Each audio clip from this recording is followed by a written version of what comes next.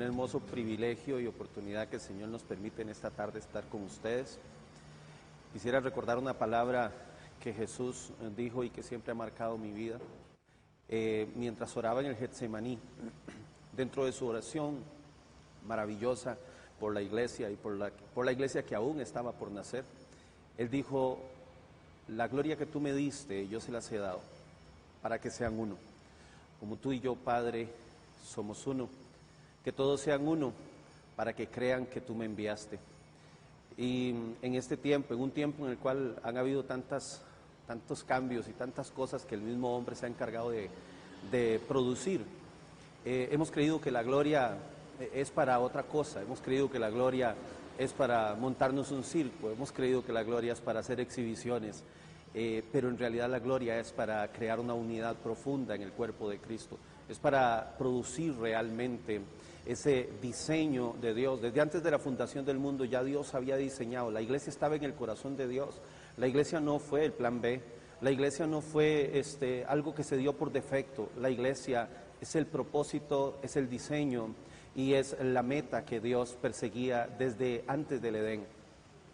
La palabra de Dios nos dice en Efesios, en el capítulo 4, versículo 3, dice: solícitos en guardar la unidad del Espíritu en el vínculo de la paz. El apóstol Pablo nos está haciendo un llamado muy fuerte hacia ser solícitos, primero que todo, hacia el correr, el tener diligencia, el tomar con un sentido de urgencia el guardar la unidad.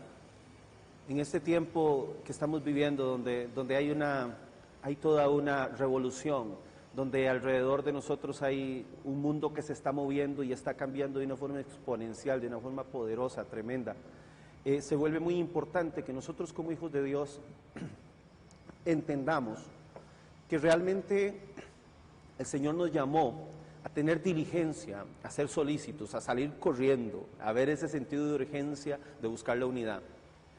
Una de las cosas que el mundo quiere ver, y yo sé que este programa no solamente lo está viendo cristianos que van a un culto los domingos, cristianos que todos los días se acuestan antes de dormir, hacen una oración.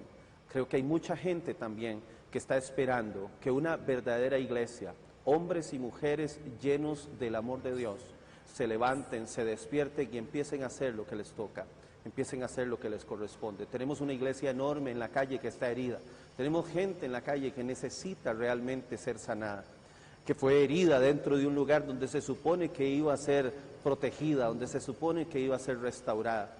Y por esa razón es que hoy se vuelve muy importante, se vuelve urgente que nosotros empecemos a trabajar en pro de esa restauración del vínculo de la paz. Porque cuando nosotros entendemos que el vínculo de la paz solo lo producirá la unidad del Espíritu, cuando ya no somos dos, sino que somos uno.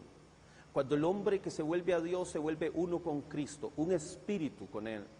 Cuando nosotros entendemos que la transformación, que la conversión implica una unidad con Jesús, es pensar con su mente, es sentir con su corazón, es mirar con sus ojos. Cuando el hombre o la mujer de Dios entiende eso, comienza a caminar hacia crear ese vínculo de la paz.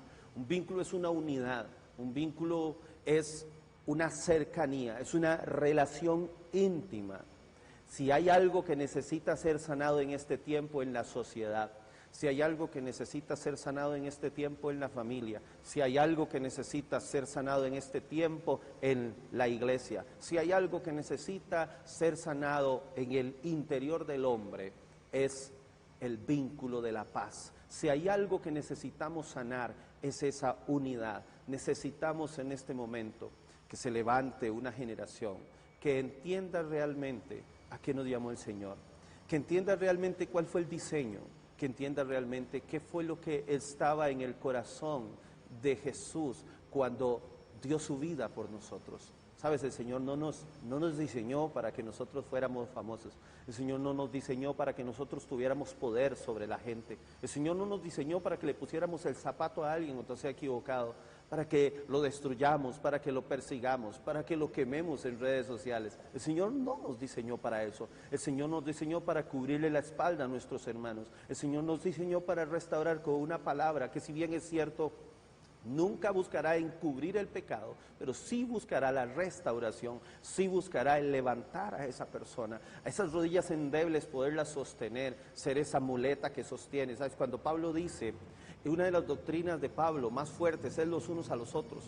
Cuando Pablo dice los unos a los otros, sostengámonos los unos a los otros, soportémonos los unos a los otros, oremos los unos por los otros, amémonos los unos a los otros. Ese principio está establecido en la palabra de una forma tan clara, de una forma tan profunda, que necesitamos entender realmente como creyentes que si Pablo lo menciona tantas veces es porque realmente es importante. Realmente es importante que haya unidad, realmente es importante que haya amor, realmente es importante que haya restauración dentro del cuerpo de Cristo. Cuando la Biblia dice que nos soportemos los unos a los otros, no está hablando de una acción hipócrita, de eso que dice, me tocó soportarlo, no me queda de otra. No es eso lo que está hablando. La palabra, cuando está hablando de eso, está diciendo que yo debo ser la columna de sostén, que yo debo ser un ayo en medio de la vida de esa persona, en medio de la crisis que está atravesando. Este vecino que tal vez se equivocó, esta vecina que tal vez se equivocó, este hermano de al lado, esta persona que vive muy cerca mío, que tal vez se equivocó, no necesita que yo venga y le destruya. Ella necesita que yo venga y con una palabra de fortaleza, con una palabra que venga a restaurar su vida. Ella necesita que yo sea un soporte, una columna. Eso es lo que el mundo está buscando. Estamos creyendo que una libertad gloriosa de los hijos de Dios tiene que ver con manifestaciones impresionantes. Yo creo que una de las manifestaciones más impresionantes de la iglesia, de los hijos de Dios, el despertar verdadero de los hijos de Dios, es cuando todos seamos uno. Es cuando las divisiones se rompan. Es cuando el denominacionalismo se rompa, se quebrante, se destruya. Es cuando los modelos de hombres ya no tengan tanta importancia, sino el modelo de Dios. ¿Cuál es el modelo de Cristo? ¿Qué fue lo que Cristo hizo? ¿Para qué Jesús unió a 12? Se los llevó a vivir con Él, los mantuvo ahí, los formó, trabajó en ellos, vio sus defectos, pero nunca los sacó a la luz como un problema, sino simplemente vía en que en medio de sus defectos ellos calificaban para ser usados de una forma maravillosa por Dios. No importa la condición en la que se encuentre un hombre, no importa en la condición en la que una mujer se encuentre, no importa siquiera cuál es su pasado, cuál es la marca que tiene sobre su vida, eso no es lo importante. Lo importante es que hay un diseño establecido desde antes de la fundación del mundo. El Señor nos creó para buenas obras, las cuales Él preparó de antemano, dice la palabra, para que anduviésemos en ellas. Sabes, el Señor ya diseñó tu vida, ya el Señor escribió tu historia. Hay una historia primaria que ya Dios escribió acerca de ti. Esa historia primaria es donde debes entrar. Si estás en una historia secundaria, sal de ella, entra en tu historia primaria. Dios estableció para ti una unidad, estableció para ti una paz, estableció para ti realmente un diseño maravilloso.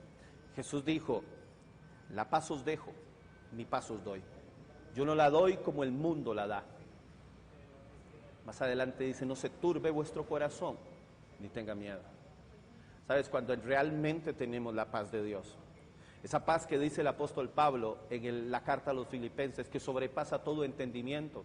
Es una paz que rebasa las barreras de lo intelectual.